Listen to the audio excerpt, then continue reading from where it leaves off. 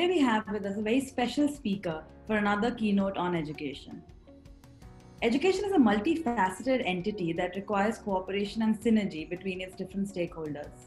Thus, we have brought together a variety of different voices to help us understand the future of education from a 360-degree view. So now we present to you another keynote address from Srimati Vandana Krishna, IAS, Additional Chief Secretary to the Government of Maharashtra. Srimati Krishna is a prolific leader and visionary who secured her IAS from Maharashtra in 1985. She currently serves as the Additional Chief Secretary for the School Education and Sport Department for the Government of Maharashtra, a role which has allowed her to interact with several stakeholders in education. She has also served as the Principal Secretary of the Finance Department and the Women and Child Development Department in her previous roles. Srimati Krishna, it's an absolute pleasure to have you with us today. Thank you. Yes, ma'am. You want me to start? Yeah. Okay. So good afternoon to all of you. Very happy to be here in this forum, and I've always been very keen to collaborate with partners for the purpose of education. I'm right now heading the education department in Maharashtra, and as we all know, we are facing a lot of challenges during these corona times because schools are absolutely shut and all schools are closed and they will not open before August, and if at all they may even open in September or October, we don't know. So right now, to tell you very briefly what the government has been doing to ensure that children's education should continue even if the schools are closed. So a lot of efforts have been going on, in fact, in many other states also, as well as in Maharashtra. You might be aware that online education is going on, and we are also trying through TV and radio.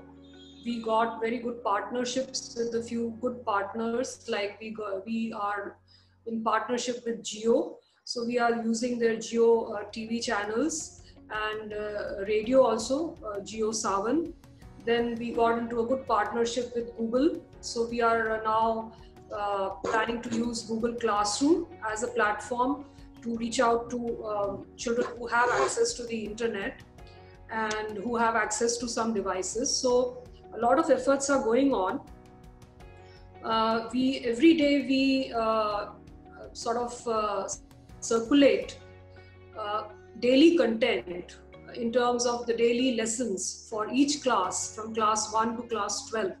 So Government of India has provided a platform, we call it Diksha, and this is a platform which is available free of cost to all students and teachers, and and a lot of content has been loaded onto this platform in almost all languages like Marathi, English, Urdu, and even Gujarati, etc. So students who are from different medium of instruction, they can access this content, and not only are the regular lessons available, but additional content is also available. There are links available, and lakhs of students are actually accessing this, those who have access to some device or the internet.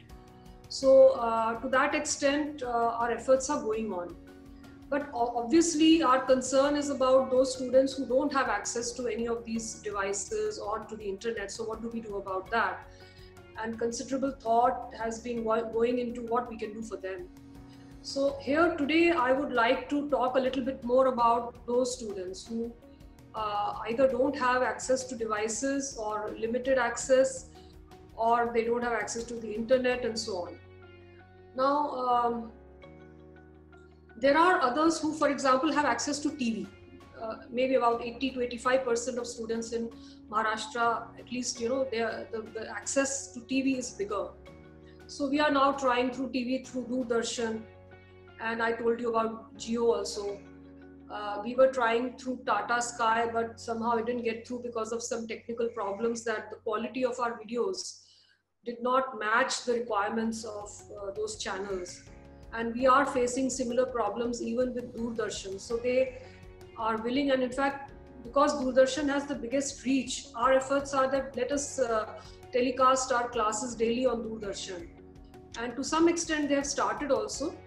on Sayadri, but we want to go in a much bigger way.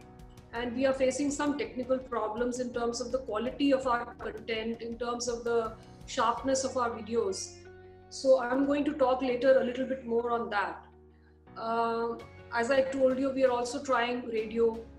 And then for those students who don't have access to even a simple smartphone or a TV and so on, but perhaps some students have access to a normal phone, a normal mobile phone, which is not a smartphone. For them also, we are trying out different ways that teachers call them up, and they use simple SMS. WhatsApp, of course, is much better, and there are WhatsApp groups which have been set up. Some teachers are trying through Zoom or other video conferencing. So whatever is accessible, available, wherever, whatever is possible, that is being used. And in some places, physically also, teachers are traveling to the villages. So because, when you go into the rural areas, it's not that there are COVID cases everywhere. So there are villages which are free of COVID. There are entire blocks or groups of villages which are free of COVID. So there, children are sitting in neighborhoods in smaller groups, and they are learning with each other. They are sitting, they are sharing their devices. Someone may have a smartphone, others may have some tablet or whatever. So they are sharing their devices, and they are accessing the daily lessons which are available on Diksha on the internet. Where this is also not possible, then as I told you, some teachers are even traveling to the villages, and they are giving the daily lesson plans to the students, and they ask them to do some assignments, and then they come back again the next day or after a few days, and they sort of check what the students have done. So a lot of efforts are going on. Some organizations which have good resources, they have even set up, these the panel of teachers who are speaking to students and addressing their questions and doubts and so on.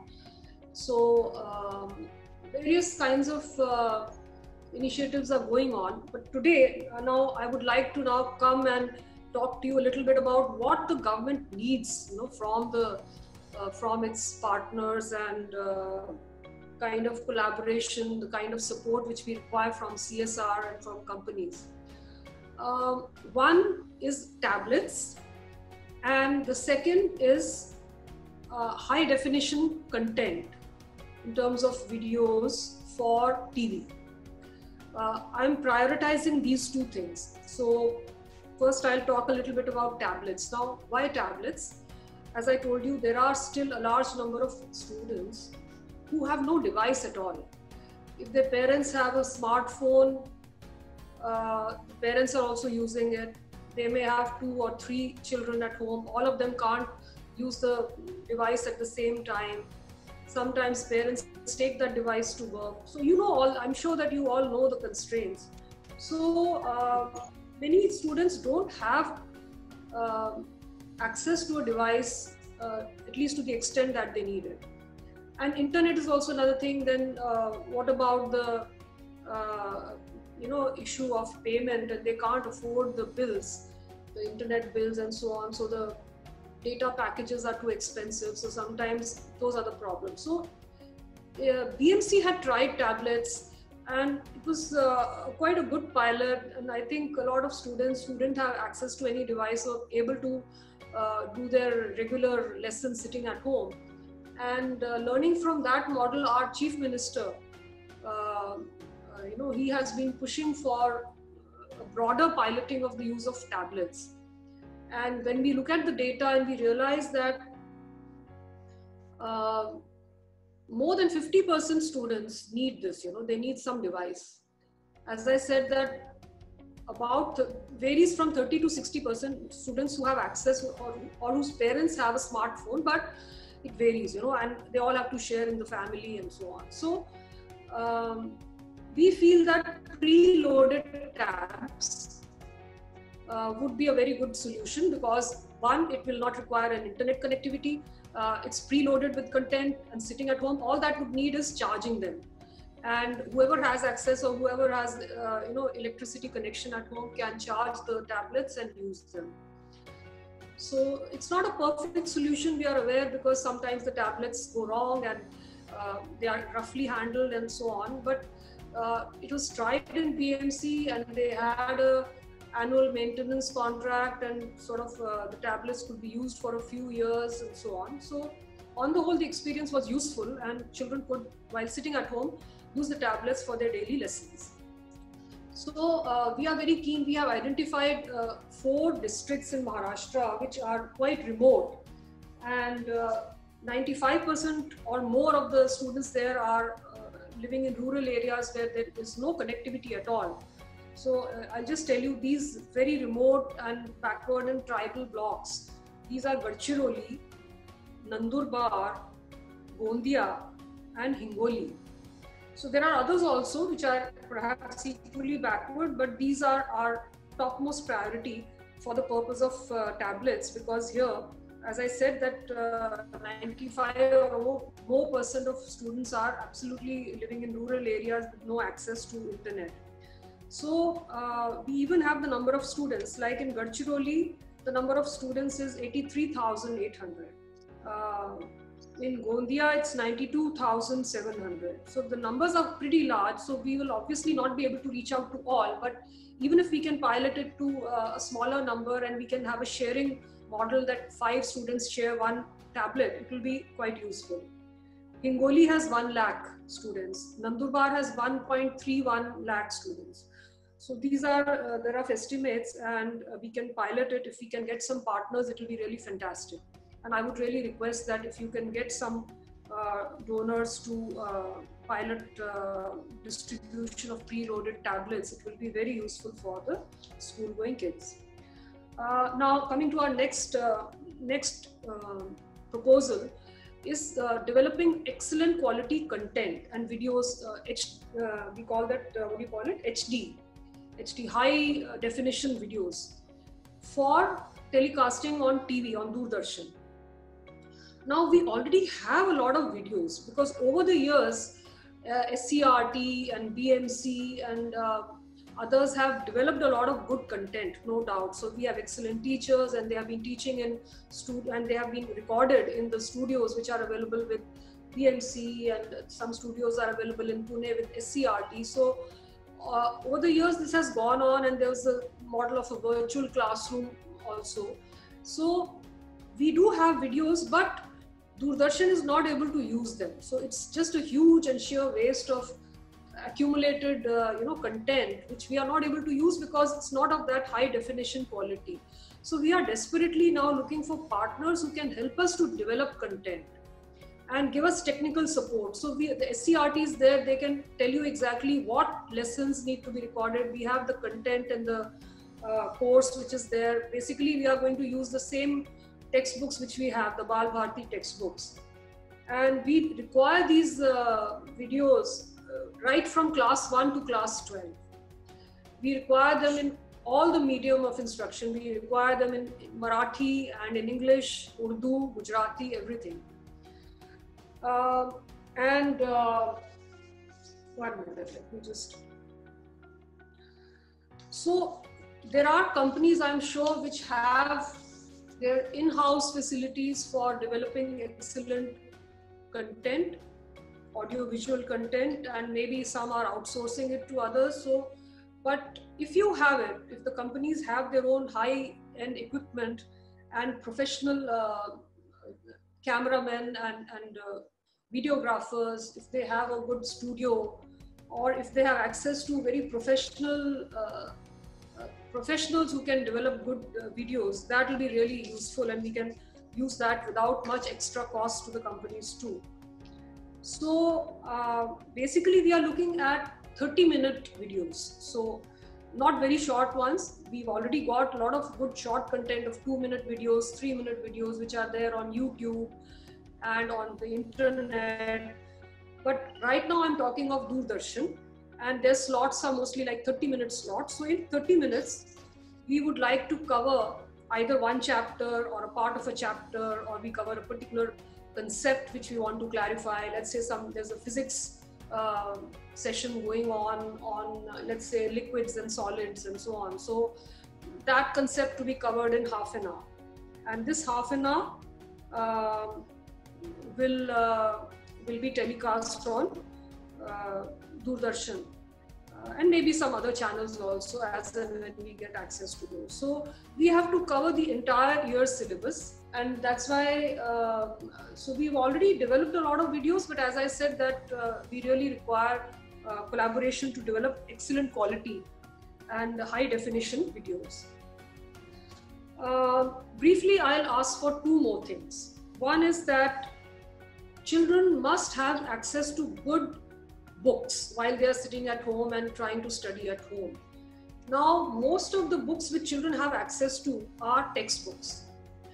And over the years, some books have also been purchased and they are there in schools. And there are some libraries here and there, but frankly, children still don't have access to excellent quality books. So excellent quality story books, picture books, encyclopedias using simple language which children can understand. So if we have partners who can help to set up, good quality libraries and say community centers and so on in the villages where children can come and sit and read, because we want that this time, these few months where children are at home, the least which we can do is to at least help children read, so that they don't lose touch with the reading habit, they improve their reading skills, and once they have basic reading skills, then they can always catch up later with the other content, of the textbooks and the regular curriculum. But we must improve their reading habits. So storybooks and libraries, wherever we can set up these kind of things, that will be very useful. And finally, I would like to call for volunteers, because as I said, children are at home, teachers are not able to visit schools, or they are not visiting schools, schools are closed. A few teachers, maybe 1%, maybe 2%, are visiting villages, and they are physically trying to reach out, from home to home, they travel. But obviously this is not the perfect solution. We require much more effort in terms of some local volunteers, someone who's maybe a graduate, but right now he has free time on his hands, and therefore can just reach out and teach children something, whatever is their specialization. Or they have confidence in, say, teaching maths, or someone has confidence about teaching in English, or someone says that, okay, I can use my degree in, say, biology, and I can teach biology, so whatever. So we need volunteers, and already we do have volunteers in many villages. They are going to these community centers wherever children are sitting, and they are teaching them. Sometimes these are even older students who are teaching younger students. So all kinds of models are happening.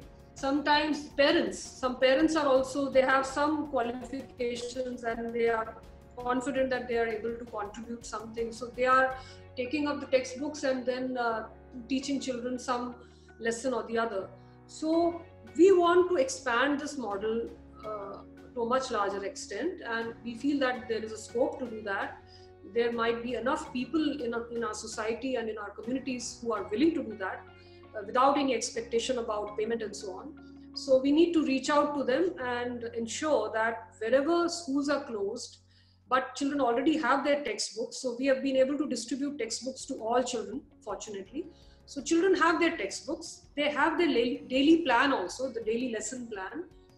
But some facilitator is needed, someone who can guide them, someone who can clarify their doubts and so on, and clarify their concepts, so on, give them practice in reading, in basic maths, in division, in subtraction, what are fractions, and so on. So